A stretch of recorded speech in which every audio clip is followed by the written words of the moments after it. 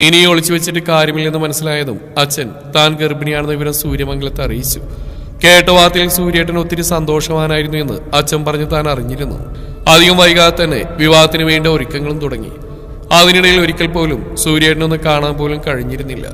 അതിൽ വിഷമം തോന്നിയെങ്കിലും സൂര്യേട്ടന്റെ അപ്പോഴത്തെ മാനസികാവസ്ഥയും പിന്നെ വിവാഹം കഴിഞ്ഞാൽ ഇന്ന് ഒരുമിച്ചുണ്ടാവുമില്ല എന്ന ആശ്വാസത്തിലും താനതെല്ലാം മനസ്സിലൊതുക്കിക്കൊണ്ട് ദിവസങ്ങൾ തള്ളി നീക്കി. വിവാഹത്തിന് എനിക്ക് കഷ്ടിച്ച ഒരാഴ്ച പോലും തികച്ചില്ല. എല്ലാവരും അതീവ സന്തോഷത്തിലായിരുന്നു. എത്രയും പെട്ടെന്ന് സൂര്യേട്ടന്റെ പേരുത്തിയ താലി കഴുത്തിൽ വീഴുന്ന സ്വപ്നം കണ്ടുകൊണ്ട് തന്നെയാണ് ഓരോ ദിവസവും താൻ തള്ളി നീക്കിയത്. അപ്പോഴാണ് ഇടുത്തി പോലെ ആ വാർത്ത വന്ന് തന്റെ ചെവിയിൽ പതിക്കുന്നത്. അന്നത്തെ കഞ്ചാവ് കേസിൽ സൂര്യേട്ടനെ ചതിച്ച വിനയേട്ടനായിരുന്നു അത്രേ. വിനയേട്ടന്റെ സ്വഭാവത്തിന് നല്ലൊന്നും ആയിരുന്നില്ലെന്ന്, കള്ളും കഞ്ചാവും പെണ്ണുമായിട്ട് അടക്കുന്ന ഒരു പക്കാ ഫ്രോഡായിരുന്നു വിനയേട്ടൻ. എന്നാൽ അതിനേക്കാൾ കൂടുതൽ തന്നെ തകർത്ത് കളഞ്ഞത് അതിന്റെ പേരിൽ സൂര്യേട്ടൻ തന്നെ സംശയിച്ചു എന്ന വാർത്തയാണ്. താൻ പറഞ്ഞിട്ടായിരുന്നു വിനയേട്ടൻ അന്ന് സൂര്യേട്ടൻ ഹോസ്പിറ്റലിൽ ജോലി കൊടുത്ത്. അപ്പോൾ തനിക്കും ഇതിലൊക്കെ പങ്കുണ്ടെന്ന് സൂര്യേട്ടൻ സംശയിച്ചു അത്രേ. പാർവതി ചേച്ചി അങ്ങനെ വന്ന് പറഞ്ഞു താൻ ആകെ തകർന്നു പോയിരുന്നു. ഇപ്പൊ നിനക്ക് മനസ്സിലായോടി, അവൻ നിന്നെ സ്നേഹിച്ചിട്ടേ ഇല്ല, നിന്റെ ശരീരത്തെ മാത്രമേ ആഗ്രഹിച്ചിട്ടുള്ളൂ. അതുകൊണ്ടാണല്ലോ ഇങ്ങനെ ഒരു കാര്യം കേട്ടപ്പോൾ തന്നെ നീ ഗർഭിണിയാണെന്ന് പോലും ഓർക്കാവും നിന്നെ തള്ളി പറഞ്ഞ്. കട്ടിലിരുന്ന് കരയുന്ന രേവതിയുടെ അരികിലേക്ക് വന്നുകൊണ്ട് പാർവതി പരിഹാസത്തോടെ പറഞ്ഞു. തല ഇരുവശത്തേക്ക് കാട്ടിക്കൊണ്ട് രേവതി അതിനെ എതിർത്തു. ഇല്ല, എന്റെ സൂര്യേട്ടനെ സംശയിക്കില്ല, എനിക്ക് വിശ്വാസം അദ്ദേഹത്തെ. ഇതെന്തോ തെറ്റിദ്ധാരണയാ. അവൾ പറഞ്ഞു കേട്ട് പാർവതി ഒന്ന് പുച്ഛത്തോടെ ചിരിച്ചു. അതെ, തെറ്റിദ്ധാരണ തന്നെയാ. പക്ഷെ ആ തെറ്റിദ്ധാരണ നിന്റെ സൂര്യേട്ടൻ വിശ്വസിച്ചു. നിന്റെ കൂടെ അറിവോടുകൂടിയാ വിനയേട്ടൻ അങ്ങനെയൊക്കെ ചെയ്തെന്ന് വിശ്വസിച്ചുകൊണ്ടാ നിന്റെ സൂര്യേട്ടൻ ഇപ്പൊ നടക്കുന്നത്. ഇല്ല ചേച്ചി, നുണ പറയാ.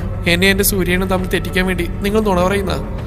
അല്ലെങ്കിൽ തന്നെ വിനയേട്ടനോട് ജോലി എടുക്കാൻ ചേച്ചിയും ചന്ദ്രനും കൂടിയല്ല എന്നെ നിർബന്ധിച്ച്.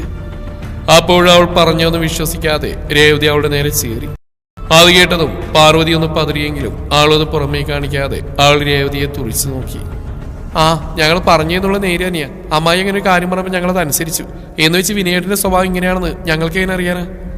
അവൾ അലസമായി പറഞ്ഞു. രേവതി അവളെ രൂക്ഷമായി നോക്കി. എന്നാ ചേച്ചിക്ക് പറഞ്ഞോട് സൂര്യേട്ടനോട്, നിങ്ങൾ പറഞ്ഞിട്ടാണ് ഞാൻ വിനയേട്ടന് വേണ്ടി സംസാരിച്ചെന്ന്. ആ, അതൊക്കെ ഞങ്ങൾ പറഞ്ഞ, എന്നിട്ട് അവൻ വിശ്വസിക്കുന്നില്ല. നീ മനഃപൂർവ്വം പറഞ്ഞ് ചെയ്താണെന്നാ അവൻ പറയുന്നത്.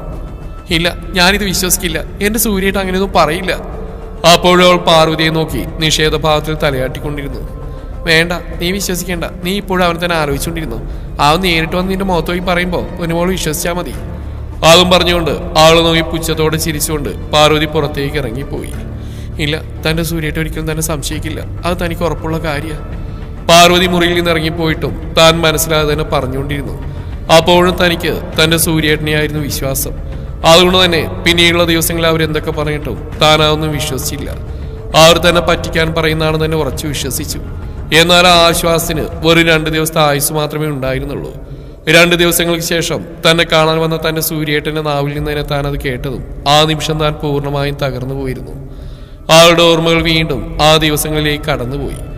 സൂര്യേട്ടൻ തന്നെ കാണാൻ വന്നിരിക്കുന്നതെന്ന് പാർവതി ചേച്ചി പറയുന്ന കേട്ടുകൊണ്ടാണ് രേവതി മുറിയിൽ നിന്ന് പുറത്തേക്ക് ഇറങ്ങി വന്നത്. സൂര്യേട്ടാ! അവനെ കണ്ടതും ഓടി അവന്റെ മാറിലേക്ക് ചേർന്ന അവളെ അവൻ തള്ളി മാറ്റിയിരുന്നു. സൂര്യേട്ടാ! ഞെട്ടിലോടെ മുഖമുയർത്തി നോക്കുമ്പോഴേക്കും ഇതുവരെ കാണാത്ത ഭാവത്തിൽ കണ്ണുകൾ തീയുമായി അവള് നോക്കി നിൽക്കുന്നതിന് അവൾ അവിശ്വസനീയതയോടെ നോക്കി നിന്നു. ഏട്ടാ, എന്താ? കൈയെടുക്കടി! അവന്റെ കയ്യിൽ മുറുകെ പിടിച്ചുകൊണ്ടിരുന്ന അവളുടെ കൈകൾ കുടഞ്ഞെറിഞ്ഞവൻ. തൊട്ടുപോരുന്നു നീ എന്നെ! അവൻ അവളുടെ നേരെ അലറിയതും അവൾ ഞെട്ടിലോടെ പിന്നിലേക്ക് നീങ്ങി നിന്നു. ചതിക്കായിരുന്നല്ലടി നീ എന്നെ! എങ്ങനെ തോന്നിയടി നിനക്ക്? പ്രാണൻ തന്നല്ലടി നിന്നെ ഞാൻ സ്നേഹിച്ച്. എന്നിട്ടും അത് പറയുമ്പോൾ അവന്റെ കണ്ണുകൾ നിറഞ്ഞിട്ടുണ്ടായിരുന്നു. ഏട്ടാ, എന്താ ഈ പറയുന്നത്? ഏട്ടനും എന്നെ സംശയിക്കുകയാണോ? ഞാനൊന്നും അറിഞ്ഞ കാര്യമില്ല, എനിക്കൊന്നും അറിയില്ല. അവൾ തന്നെ നിരപരാധിത്വം അവനെ പറഞ്ഞ് ബോധ്യപ്പെടുത്താൻ എന്ന പോലെ പറഞ്ഞു. മിണ്ടരുത് നീ! നിനക്കൊന്നും അറിയില്ലല്ലേ? നിന്റെ എല്ലാ ചതിയും മനസ്സിലാക്കിയിട്ട് തന്നെയാ ഞാനിവിടെ നിൽക്കുന്നത്. എങ്ങനെ തോന്നിയിരുന്നു നിനക്ക്? നിനക്ക് അവനെയായിരുന്നു ഇഷ്ടമെങ്കിൽ മാനായിട്ട് പറഞ്ഞ് പിരിയായിരുന്നല്ലോ. ഇങ്ങനെ കൂടെ നിന്ന് ചതിക്കണായിരുന്നു നീ. അവൻ അവളുടെ നേരെ അലറിക്കൊണ്ട് ചോദിച്ചു. ഏട്ടൻ ഇത് എന്തൊക്കെയാ പറയുന്നത്? എനിക്ക് ആരോടും ഇഷ്ടമാണെന്നാ. ഞാൻ ഒരാളെ സ്നേഹിച്ചിട്ടുള്ളൂ, ആ സൂര്യേട്ടൻ മാത്രം. പിന്നെ വിനയേട്ടൻ ഹോസ്പിറ്റലിൽ ജോലി എടുക്കാൻ ഈ പാർവതി ചേച്ചിയും ചന്ദ്രേട്ടനും കൂടി നിർബന്ധിച്ചിട്ടാ ഞാൻ ഏട്ടനോട് പറഞ്ഞു. അല്ലാതെ എൻ്റെ ഇഷ്ടപ്രകാരം പറഞ്ഞൊന്നല്ല. അതിന്റെ പേരിൽ എന്നെ ഇങ്ങനെ സംശയിക്കരുത് സൂര്യേട്ട. അവൾ അവന്റെ മുന്നിൽ നിന്ന് തന്റെ ദയനീയത പറഞ്ഞു. നീ എന്താ ഈ പറയുന്ന രേവതി? ഞങ്ങൾ എപ്പോഴാണ് നിന്നെ നിർബന്ധിച്ച്? നീ നിന്റെ സ്വന്തം ഇഷ്ടപ്രകാരമല്ലേ വിനയേട്ടന് വേണ്ടി സൂര്യേട്ടനോട് സംസാരിച്ച്? പെട്ടെന്ന് പാർവതി അവിടെ അരികിലേക്ക് വന്നുകൊണ്ട് ഉറക്കെ പറഞ്ഞു. രേവതി ഒരു നിമിഷം ഞെട്ടിപ്പോയി. അവൾ അവിശ്വസനീയതയോടെ തന്റെ ചേച്ചിയെ നോക്കി നിന്നു. ചേച്ചി ചേച്ചി എന്താ ഈ പറയുന്നത്? ചേച്ചിയും ചന്ദ്രനും കൂടിയല്ലേ എന്നോട്? അവൾ പാർവതിയെയും ചന്ദ്രശേഖരനെയും മാറി മാറി നോക്കിക്കൊണ്ട് ചോദിച്ചു. വെറുതെ അനാവശ്യം പറയുന്ന രേവു, ഞങ്ങളെപ്പോഴാ നിന്നോട് അവന് വേണ്ടി റെക്കമെൻഡ് ചെയ്യാൻ പറഞ്ഞ് എല്ലാം നിന്റെ ഇഷ്ടപ്രകാരം ചെയ്തിട്ട് ഇപ്പൊ പ്രശ്നമായപ്പോ ഞങ്ങളുടെ തലയിലിടാൻ നോക്കുന്നോ? പാർവതി അവൾ നോക്കി പുച്ഛത്തോടെ പറഞ്ഞു. തന്റെ ചേച്ചിയിൽ നിന്ന് തന്നെ ഇങ്ങനെ ഒരു ചതി പ്രതീക്ഷിക്കാതിരുന്ന രേവതി അവളെ നോക്കി നിസ്സായതയോടെ നിന്നു. അവളുടെ കണ്ണുകൾ ചന്ദ്രശേഖരന്റെ നേരെ നീണ്ടതും അയാൾ തലകുനിച്ചുകൊണ്ട് നിൽക്കുകയായിരുന്നു. സൂര്യേട്ടാ, ചേച്ചി പറയുന്നോടെ ഞാൻ ഒരിക്കലും സൂര്യനെ ചതിച്ചിട്ടില്ല. ചേച്ചി പറഞ്ഞിട്ടാ ഞാനൊന്ന് വിനയന് വേണ്ടി സൂര്യനോട് സംസാരിച്ച്. എന്നെ വിശ്വസിക്കണ ഏട്ടാ. മതിയാക്കി രേവതി നിന്റെ കള്ളത്തരങ്ങള്. അവൾ അവനെ നോക്കി ദയനീയതയോടെ പറഞ്ഞുകൊണ്ടിരുന്നു. അവന്റെ ശബ്ദം അവിടെ ഉയർന്നു കേട്ടു. ഇനിയും നീ ഓരോ കള്ളങ്ങൾ പറഞ്ഞ് നല്ലവളാവാൻ ശ്രമിക്കേണ്ട രേവതി. നിന്റെ ചതി മുഴുവൻ എന്റെ ഈ കണ്ണുകൾ കൊണ്ട് കണ്ടതാ ഞാൻ. അവൻ പറഞ്ഞു. അവൾ സംശയത്തോടെ അവന്റെ മുഖത്തേക്ക് നോക്കിയിരുന്നു. ഏട്ടൻ എന്താ ഈ പറയുന്നേ? ഏട്ടൻ എന്ത് കണ്ടു എന്നാ? അവൻ പറഞ്ഞെന്തെന്ന് മനസ്സിലാവാതെ അവൾ സംശയത്തോടെ അവനോടായി ചോദിച്ചു. ഇനി അത് എന്റെ നാവിന്ന് കൂടി നിനക്ക് കേൾക്കണല്ലേ? എങ്കിൽ ശരി, ഞാൻ തന്നെ പറഞ്ഞുതരാം. വിനയനെ കുറിച്ചുള്ള സത്യാവസ്ഥ അറിഞ്ഞു. എന്റെ അച്ഛനും അമ്മയും ഉൾപ്പെടെ വീട്ടിലെല്ലാവരും പറഞ്ഞു നീ കൂടെ ചേർന്നായിരിക്കാൻ ചതിച്ചെന്ന്.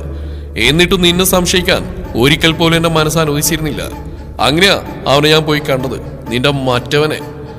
എന്നാൽ അവന്റെ നാവിൽ തന്നെ ഞാൻ അറിഞ്ഞു നിങ്ങൾ തമ്മിലുള്ള നാറിയ ബന്ധം. എന്നിട്ടും ഞാൻ നിന്നെ അവിശ്വസിച്ചില്ല. നിനക്കെന്നെ ചതിക്കാൻ കഴിയില്ലെന്ന പൂർണ്ണ വിശ്വാസം എനിക്കുണ്ടായിരുന്നു. അതുകൊണ്ട് തന്നെ എന്താ സംഭവിച്ചെന്ന് നിന്നോട് കൂടി ചോദിക്കണമെന്ന് കരുതി. അങ്ങനെയാ കഴിഞ്ഞ ദിവസം നിന്നെ കാണാൻ വേണ്ടി ഞാൻ ഇവിടെ കയറി വന്നു. എന്നാൽ ഇവിടെ കയറി വന്നപ്പോ ഞാൻ കണ്ട കാഴ്ച, എന്റെ കുഞ്ഞിനെയും വയറ്റി ചുമന്നുകൊണ്ട് നിൽക്കുന്നവൾ മറ്റൊരുവന്റെ നെഞ്ചോരം ചേർന്ന് സല്ലപിക്കുന്ന കാഴ്ച. ഏത് പുരുഷനാടി അത് സഹിക്കാൻ കഴിയുന്നത്? അവൻ അവളെ നോക്കി അലറിക്കൊണ്ട് ചോദിച്ചു കേട്ടതും ഒന്ന് വിശ്വസിക്കാനാവാതെ അവളവനെ പായിച്ചുകൊണ്ട് നോക്കി നിന്നു. എന്താണീ, നിനക്കിപ്പോ മറുപടി ഒന്നുമില്ലേ? അവളുടെ മൗനമായുള്ള നിൽപ്പേണ്ടതും അവൻ ദേഷ്യത്തോടെ ചോദിച്ചു. അപ്പോഴും അവളൊന്നും മിണ്ടാനാവാതെ തറഞ്ഞു നിൽക്കുകയായിരുന്നു. സത്യത്തിൽ അവൾക്ക് എന്തും മറുപടി പറയണമെന്ന് അറിയില്ലായിരുന്നു. കാരണം അങ്ങനെ ഒരു സംഭവം അവളുടെ അറിവിൽ ഇതുവരെ ഉണ്ടായിട്ടില്ല. കഴിഞ്ഞ ദിവസം എന്നല്ല, അവൾ വിനയനെ കണ്ടിട്ട് തന്നെ നാളുകൾ കഴിഞ്ഞിരിക്കുന്നു. പിന്നെ എങ്ങനെയാണ് താൻ അവന്റെ നെഞ്ചിൽ ചേർന്ന് നിൽക്കുന്നത്? ഇതിലെന്തോ ചതി നടന്നിട്ടുണ്ടെന്ന് അവൾക്ക് ബോധ്യമായി. ആരോ തങ്ങളെ തമ്മിൽ തെറ്റിക്കാൻ വേണ്ടി കിണഞ്ഞ് ശ്രമിക്കുന്നുണ്ട്. അവളുടെ കണ്ണുകൾ പാർവതിയുടെ നേരെ നീണ്ടു. തന്റെ ചേച്ചിയാണോ തന്നെ ചതിച്ചെന്ന് അറിയാനായി. എന്നാൽ അവൾ തന്നെ നോക്കാതെ മറ്റെങ്ങോട്ടോ നോയിക്കൊണ്ട് നിൽക്കുന്ന കണ്ട് അവളുടെ കണ്ണുകൾ ഈറനായി. അവൾ ദയനീയതയോടെ സൂര്യന്റെ മുഖത്തേക്ക് നോക്കി. എന്ന് പറഞ്ഞ അവന്റെ തെറ്റിദ്ധാരണ മാറ്റുമെന്ന് അവൾക്കറിയില്ലായിരുന്നു. ഇത്രക്കുള്ള വിശ്വാസം എന്നോട് ഉണ്ടായിരുന്നുള്ളൂ സൂര്യേട്ട? അവൾ നിറകണ്ണുകളോടെ അവന് നോക്കിയെന്നുകൊണ്ട് മനസ്സിൽ ചോദിച്ചു. ഇനിയും നിന്റെ കൂടെ ഒരു ജീവിതം ഞാൻ ആഗ്രഹിക്കുന്നില്ല രേവതി. നീ കാരണം എന്റെ ജീവിതമാണ് തകർന്നത്. എന്നെ ചതിച്ചവളെ ജീവിതത്തിലേക്ക് കൂട്ടാനും മാത്രമുള്ള വിശാല മനസ്കതയൊന്നും എനിക്കില്ല. അതുകൊണ്ട് ഈ ബന്ധം നമുക്ക് ഇവിടെ വെച്ച് അവസാനിപ്പിക്കാം. അത് പറയാൻ വേണ്ടി മാത്രമാണ് ഞാനിപ്പോ ഇങ്ങോട്ടേക്ക് വന്ന്. അവൻ പറഞ്ഞു കഴിഞ്ഞതും അവൾ അവിശ്വസനീയതയോടെ അവന്റെ മുഖത്തേക്ക് നോക്കി നിന്നു. പിന്നെ മറ്റൊരു കാര്യം, നിന്റെ വയറ്റിലുള്ള എന്റെ കുഞ്ഞ്, അതിനെനിക്ക് വേണം. ഈ നാട്ടിലുള്ള ഓരോ പുൽക്കൊടിക്ക് പോലും അറിയാം നിന്റെ വയറ്റിൽ വളരുന്ന ഈ സൂര്യനാരായണന്റെ കുഞ്ഞാണെന്ന്. അതുകൊണ്ട് തന്നെ അവൻ അല്ലെങ്കിൽ അവൾ ഈ ഭൂമിയിൽ പിറക്കുമ്പോ ഈ സൂര്യനാരായണന്റെ കുഞ്ഞായി തന്നെ വളരണം. അതെനിക്ക് നിർബന്ധമാണ്. അവൻ പറഞ്ഞു കഴിഞ്ഞതും അവൾ ഒരക്ഷരം പോലും മിണ്ടാതെ നിറകണ്ണുകളോട് അവനെ നോക്കി നിന്നു. അപ്പൊ പറഞ്ഞു കേട്ടല്ലോ, എന്റെ കുഞ്ഞ് ജനിച്ച ഉടനെ എന്റെ കൈകൾ വെച്ച് തന്നിരിക്കണം. ഇല്ലെങ്കിൽ ഈ സൂര്യനാരായണൻ ആരാണെന്ന് നീ ശരിക്കും അറിയും. അവൻ ഭീഷണിയുടെ സ്വരത്തിൽ പറഞ്ഞു. അവൾ ഒന്നും മിണ്ടാ മുഖം കുനിച്ച് നിന്നു. അല്ലെങ്കിൽ തന്നെ അവനോട് പറയാനുള്ള വാക്കുകളൊക്കെയും അവളിൽ നിന്ന് അകന്നു പോയിരുന്നു. അവൻ അവൾ ഒരു നിമിഷം കൂടി നോക്കിയ ശേഷം അവളുടെ മുന്നിൽ മുട്ടൂത്തിയിരുന്നു. ശേഷം അവളുടെ അല്പം ഉന്തിയ വയറിലേക്ക് പതിയെ വലങ്കൈ അമർത്തി വെച്ചു. വേഗം വരണേ വാവേ, അച്ഛ കാത്തിരിക്കും. അച്ഛക്ക് ആരുമില്ലടാ, വാവ മാത്രമേ ഉള്ളൂ. അവൻ നിറകണ്ണുകളോടെ പറഞ്ഞുകൊണ്ട് അവളുടെ വയറിൽ പതിയെ ചുണ്ടുകൾ ചേർത്തു. ശേഷം നിലത്തുനിന്ന് പതിയെ എഴുന്നേറ്റുകൊണ്ട് അവൾ ഒന്നുകൂടി രൂക്ഷമായി നോക്കി. പറഞ്ഞത് ഓർമ്മയുണ്ടല്ലോ, പ്രസവിച്ച ഉടനെ എന്റെ കയ്യിലേക്ക് വെച്ച് തന്നിരിക്കണം എന്റെ കുഞ്ഞിനെ. അന്നേരം അവകാശവാദമായിട്ടെങ്ങാനും വന്നാ നിന്നെ കൊന്നുകളയാൻ പോലും മടിക്കില്ലേ സൂര്യനാരായണൻ, ഓർത്തു വെച്ചോ നീ.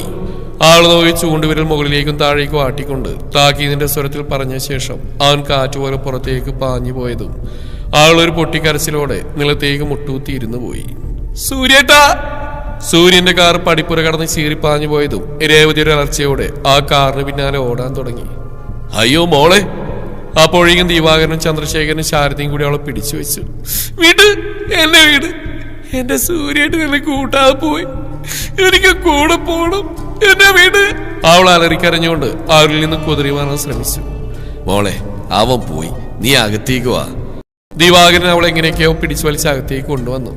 ഉമ്മറത്തേക്ക് കയറിയതും മുന്നിൽ നിൽക്കുന്ന പാർവതിയെ കണ്ട് അവളും നിന്നു. പതിയെ തന്റെ കയ്യിൽ മുറുകെ പിടിച്ചിരിക്കുന്ന ദിവാകരനെയും ചന്ദ്രശേഖരനെയും കൈകൾ അടർത്തി മാറ്റിക്കൊണ്ട് അവൾ പാർവതിയുടെ അരികിലേക്ക് നടന്നു. മോളെ. ശാരദ അവളെ പിടിക്കാൻ നോക്കിയെങ്കിലും അവൾ അവരുടെ കൈകൾ തട്ടി മാറ്റിക്കൊണ്ട് പാർവതിയുടെ അരികിലേക്ക് ചെന്ന് നിന്നു. എന്റെ സ്വന്തം ഇഷ്ടപ്രകാരമായിരുന്നു ചേച്ചി. ഞാൻ വിനയനോട് ജോലി കൊടുക്കാനായി സൂര്യനോട് പറഞ്ഞ്. ആളുടെ മുന്നിൽ ചെന്നിന്നുകൊണ്ട് രൂക്ഷമായ സ്വരത്തിൽ രേവതി ചോദിച്ചു. അവൾ പതർച്ചയോടെ രേവതിയെയും ചന്ദ്രശേഖരനെയൊക്കെ മാറി മാറി നോക്കി നിന്നു. ചോദിച്ചു കേട്ടില്ലേടി, എന്റെ സ്വന്തം ഇഷ്ടപ്രകാരമായിരുന്നു. അവളൊരു അലർച്ചയോടെ പാർവതിയുടെ ഇരുതോളിൽ അമർത്തി പിടിച്ചുകൊണ്ട് ചോദിച്ചു. അവൾ ഭയത്തോടെ അല്ലെന്ന രീതിയിൽ തലയാട്ടി കാണിച്ചു. ആ നിമിഷം രേവതിയുടെ വലം കൈ അവളുടെ കരട് താഞ്ഞു പതിഞ്ഞു. പിന്നെ എന്തിനാണീ നീ ഇത്രയും വലിയൊരു നുണ അദ്ദേഹത്തോട് പറഞ്ഞ്? സ്വന്തം സഹോദരിയാണെന്ന് പോലും നോക്കാതെ എന്തിനാണ് ഈ മാബാബി നീ എന്നെ ചതിച്ചത്? അവളുടെ ഇരുകരണത്ത് മാറി മാറി അടിച്ചുകൊണ്ട് രേവതി അവളെ നോക്കി അലറി. മോളെ, നീ എന്താ ഈ കാണിക്കുന്നത്? അവള് വിട്. ദിവാകരനും ശാരദയും കൂടെ അവളെ പിടിച്ചു മാറ്റാൻ ശ്രമിച്ചു. അപ്പോഴേക്കും ചന്ദ്രശേഖരൻ അടികൊണ്ട് നിലത്തേക്ക് വീഴാൻ പോയ പാർവതിയെ ചേർത്ത് പിടിച്ചു. എന്നെ വിട്, എന്റെ ജീവിതം തകർത്ത് ഇവളെ ഞാൻ ഇന്ന് കൊല്ലും. ഇവളെ ഒറ്റയൊരുത്തി കാരണ എന്റെ സൂര്യേട്ടനെ സംശയിച്ച് വെറുതെ വിടില്ല ഞാൻ ഇവളെ. അതും പറഞ്ഞുകൊണ്ട് അവൾ ദിവാകരന്റെ കയ്യിൽ നിന്ന് കുതിരി മാറാൻ ശ്രമിച്ചുകൊണ്ടിരുന്നു. അപ്പോഴേക്കും അവരിരുവരും ചേർന്ന് അവളെയും കൊണ്ട് അകത്തേക്ക് നടന്നു. 2 സ്റ്റെപ്പ് മുന്നോട്ട് വെച്ചും അവളൊന്ന് തിരിഞ്ഞു നോക്കി. നീ ഒന്നോർത്തോ പാർവതി, എന്തിനു വേണ്ടിയാണെങ്കിലും നീ ഇപ്പൊ ചതിച്ചത് അച്ഛന്റെയും അമ്മയുടെയും സ്നേഹം അനുഭവിച്ച് വളരേണ്ട എന്റെ കുഞ്ഞിനെ കൂടിയാ. അതിന് നിനക്കൊരിക്കലും മാപ്പില്ല. എന്റെ വാക്കുകളും മനസ്സിൽ കുറിച്ചിട്ടോ നീ. ഇന്ന് നീ ഒരമ്മയാ, നാളെ നിന്റെ കുഞ്ഞും പുറലോകം കാണും. ഇന്ന് നീ കാരണം എന്റെ കുഞ്ഞിനെ നിഷേധിക്കപ്പെട്ടത് നാളെ നിനക്കും നഷ്ടാവും. എന്നോട് എന്റെ കുഞ്ഞിനോടും ചെയ്ത ചതിയുടെ പരമായി ഒരിക്കലും നിന്റെ കുഞ്ഞിന്റെ സ്നേഹം നീ അനുഭവിക്കില്ല. നെഞ്ചു പൊട്ടിക്കറിയുന്ന ഒരു അമ്മയുടെ ശാപം ഇത്. ഓർമ്മയിൽ വെച്ചോ നീ. തന്റെ ഉദരത്തിൽ ഇരു കൈകൾ കൊണ്ട് അമർത്തി പിടിച്ചുകൊണ്ട് അവൾ പാർവതിയെ നോക്കി അലറിക്കൊണ്ട് പറഞ്ഞു. അപ്പോഴേക്ക് അവൾ കുഴഞ്ഞോട് നിലത്തേക്ക് ഇരുന്നു പോയിരുന്നു. മോളെ. ദിവാകരനും ശാരദയും കൂടി അവൾ ചേർത്ത് പിടിച്ചുകൊണ്ട് അകത്തേക്ക് നടന്നു. എന്റെ സൂര്യേട്ടൻ എന്നെ വേണ്ടെന്ന് പറഞ്ഞു. ഞാൻ ചതിച്ചു. സൂര്യേട്ടന്റെ രേവതിക്ക് അതിന് കഴിയും. അകത്തേക്ക് നടക്കുന്നതിനിടയിൽ ശാരദയുടെ തോളിൽ തളർന്നു കിടന്നുകൊണ്ട് അവൾ കുഴഞ്ഞ ശബ്ദത്തിൽ എന്തൊക്കെയോ പിറുവിറുത്തുകൊണ്ടിരുന്നു. എന്നാൽ ഇതേ സമയം രേവതിയുടെ നാവിൽ നിന്ന് കേട്ട വാക്കുകൾ കേട്ട് തറഞ്ഞു നിൽക്കുകയായിരുന്നു ചന്ദ്രശേഖരനും പാർവതിയും. പാർവതിയുടെ കൈകൾ തന്റെ ഉദരത്തിൽ ചുറ്റി. ചന്ദ്രേട്ട, നമ്മുടെ കുഞ്ഞ് അവൾ പറഞ്ഞു കേട്ടില്ലേ? നീ മിണ്ടരുത് പാറു. എല്ലാത്തിനും കാരണം നീ ഒറ്റൊരുത്തിയാ. വിനയന്റെ സ്വഭാവം നന്നായിട്ട് അറിയാമായിരുന്നിട്ടും നീ ഒരിക്കലും അവന് വേണ്ടി അവരോട് റെക്കമെൻഡ് ചെയ്യാൻ പാടില്ലായിരുന്നു പാറു. അറിഞ്ഞുകൊണ്ട് നീ അവരെ ചതിച്ചു. അതുമാത്രോ, മറ്റെന്തൊക്കെയാ നീ ചെയ്തു കൂട്ടിയത്? ഒന്നും അല്ലെങ്കിൽ അവൾ നിന്റെ അനിയത്തിയല്ലേ പാറു. എന്തിനാ നീ അവൾ അറിഞ്ഞുകൊണ്ട് ചതിക്കാൻ കൂട്ടുന്നത്? അവൻ ദേഷ്യത്തോടെ ചോദിച്ചു. അവൾ ദയനീയമായവനെ നോക്കി. ഏട്ടാ, ഞാൻ നമുക്ക് വേണ്ടിയല്ല, നമ്മുടെ കുഞ്ഞിന് വേണ്ടി, നമുക്ക് നന്നായിട്ട് ജീവിക്കാൻ വേണ്ടിയല്ലേ? നമുക്ക് നന്നായിട്ട് ജീവിക്കാൻ? അതിനുവേണ്ടി ആ പാവത്തിന്റെ ജീവിതം നശിപ്പിക്കണമായിരുന്നോ പാറു? നിന്റെ സ്വാർത്ഥ കാരണം അവൾക്ക് നഷ്ടപ്പെട്ടത് അവളുടെ ജീവിതം തന്നെയല്ലേ? അവള് പറഞ്ഞിട്ട് പോയത് കേട്ടില്ലേ നീ? നെഞ്ചു പൊട്ടി കരഞ്ഞു പറയുന്ന ഒരു അമ്മയുടെ ശാപം അത് പലിക്കില്ലെന്ന് തോന്നുന്നുണ്ടോ നിനക്ക്? അനുഭവിക്കും പാറു. ഇതിനൊക്കെ നമ്മൾ രണ്ടുപേരും അനുഭവിക്കും. നാളെ പിറക്കാൻ പോകുന്ന നമ്മുടെ കുഞ്ഞ് ഈ കൊടുംപാവത്തിന്റെ ഫലം അനുഭവിക്കണല്ലോ എന്ന് ഓർക്കുമ്പോഴാ. അവൻ നിറഞ്ഞ മിഴികൾ അമർത്തി തുടച്ചുകൊണ്ട് പറഞ്ഞതും അവൾ ദയനീയമായി അവനെ നോക്കി. ഏട്ടാ, ഞാൻ... അവളെന്തോ പറയാൻ തുടങ്ങിയതും അതിന് ചെവി കൊടുക്കാതെ അവൻ വേഗം പുറത്തേക്ക് ഇറങ്ങിപ്പോയി. ആ നിമിഷം അവൻ പോകുന്നത് നോക്കി നിസ്സഹായതയോടെ നിൽക്കാൻ മാത്രമേ അവൾക്ക് സാധിച്ചുള്ളൂ. ദിവസങ്ങൾ മുന്നോട്ട് പോയിക്കൊണ്ടിരുന്നു. അന്ന് സൂര്യനാരായണൻ രേവതിയുടെ അരികിൽ നിന്ന് ഇറങ്ങിപ്പോയതിൽ പിന്നെ ഒരിക്കൽ പോലും അവൻ അവളൊന്ന് കാണാൻ വന്നിട്ടില്ല. അപ്പോഴത്തെ ദേഷ്യത്തിന് അവൻ പറഞ്ഞാണെന്ന് കരുതി അവൾ ഓരോ നിമിഷം അവന് വേണ്ടി കാത്തിരുന്നെങ്കിലും ദിവസങ്ങൾ കഴിയും തോറും അവൻ തന്നെ പൂർണ്ണമായി ഉപേക്ഷിച്ചു എന്ന തോന്നൽ അവളിൽ ശക്തി ആർജിച്ചുകൊണ്ടിരുന്നു. അത് അവളിൽ നിരാശ നിറക്കാൻ തുടങ്ങിയിരുന്നു. നേരിട്ട് വന്നില്ലെങ്കിലും സൂര്യൻ കുഞ്ഞിനാവശ്യമായ എല്ലാ കാര്യങ്ങളും ചെയ്തു കൊടുക്കുമായിരുന്നു.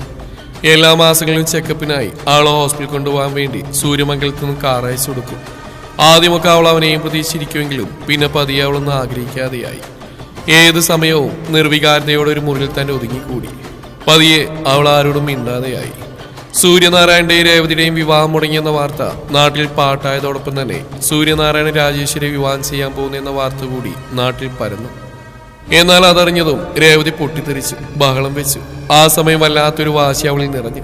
താനൊരു തെറ്റും ചെയ്തിട്ടില്ലെന്ന് കരഞ്ഞു പറഞ്ഞിട്ടും അതൊന്നും വിശ്വസിക്കാതെ വല്ലവരുടെയും വാക്കിട്ട് തന്നെ തള്ളിപ്പറഞ്ഞ സൂര്യനാരായണനെ അവൾ വെറുക്കാൻ തുടങ്ങിയിരുന്നു. എന്തിന്റെ പേരിലാണെങ്കിലും അവന്റെ കുഞ്ഞിനെ വയറ്റിൽ ചുമക്കുന്നവളാണ് താൻ.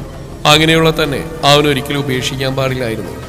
അവൾ മനസ്സിലാതെ തന്നെ ആവർത്തിച്ച് പറഞ്ഞുകൊണ്ടിരുന്നു. പതിയെ അവൾ സൂര്യനാരായണനോടൊപ്പം തന്റെ ചുറ്റിനുമുള്ള എല്ലാവരെയും വെറുത്തു തുടങ്ങി. തന്റെ ജീവിതം നശിപ്പിച്ചതിൽ അവരെല്ലാവരും ഉത്തരവാദികളാണെന്ന് അവൾ മനസ്സിലാട്ടി വരെയിട്ട് പറഞ്ഞുകൊണ്ടിരുന്നു. പിന്നീട് അവൾ സൂര്യനാരായണനെ കുറിച്ച് യാതൊന്നും തന്നെ അന്വേഷിക്കാതെയായി. അവൻ രാജേശ്വരിയെ വിവാഹം കഴിച്ചോ എന്ന് പോലും അവൾ തിരക്കിയില്ല. അവളെ സംബന്ധിച്ചിടത്തോളം തന്നെ ഒന്ന് മനസ്സിലാക്കുക പോലും ശ്രമിക്കാത്തൊരുവൻ ഇനി തനിക്ക് ആരുമല്ലെന്ന് അവൾ മനസ്സിൽ ദൃഢപ്രതിജ്ഞ എടുത്തിരുന്നു. ദിവസങ്ങൾ കഴിഞ്ഞു പോകും തോറും രേവതിയുടെ വയറ് വലുതായിക്കൊണ്ടിരുന്നു. അവൾ മറ്റുള്ളവരെല്ലാം മാറ്റി നിർത്തിക്കൊണ്ട് ആ കുഞ്ഞിൽ മാത്രമായി ഒതുങ്ങാൻ തുടങ്ങി. എന്തു വന്നാലും തന്റെ കുഞ്ഞിനെ സൂര്യനാരായണൻ നൽകില്ലെന്നവൾ ഉറച്ച തീരുമാനമെടുത്തിരുന്നു. അതിന്റെ ആദ്യപടി എന്നവണ്ണം സൂര്യനാരായണൻ കുഞ്ഞിനു വേണ്ടി ചെയ്തുകൊണ്ടിരുന്ന എല്ലാ സഹായങ്ങളും അവൾ നിർത്തലാക്കി. ആ ഒരു കുഞ്ഞിന്റെ ആരോഗ്യത്തിനു വേണ്ടി അവൾക്ക് കഴിക്കാനായി വാങ്ങിക്കൊടുക്കുന്ന ഒരു സാധനങ്ങളും അവൾ സ്വീകരിക്കാറില്ല. അവരെ തന്റെ ജീവിതത്തിൽ നിന്നും പൂർണ്ണമായി അകറ്റി നിർത്തിക്കൊണ്ട് അവൾ തന്റെ കുഞ്ഞിനെ തന്നിലേക്ക് മാത്രമായി ചേർത്ത് പിടിച്ചു. ഇതെല്ലാം സൂര്യനാരായണൻ അറിഞ്ഞുവെങ്കിലും ആ സമയത്ത് അവളുടെ അവസ്ഥ മനസ്സിലാക്കിയതുപോലെ അവൻ അതിനൊന്നും പ്രതികരിച്ചില്ല. തന്റെ കുഞ്ഞ് ഭൂമിയിലേക്ക് പിറന്നു വീഴുന്ന ദിനത്തിനായി അവനും കാത്തിരുന്നു. തുടരും.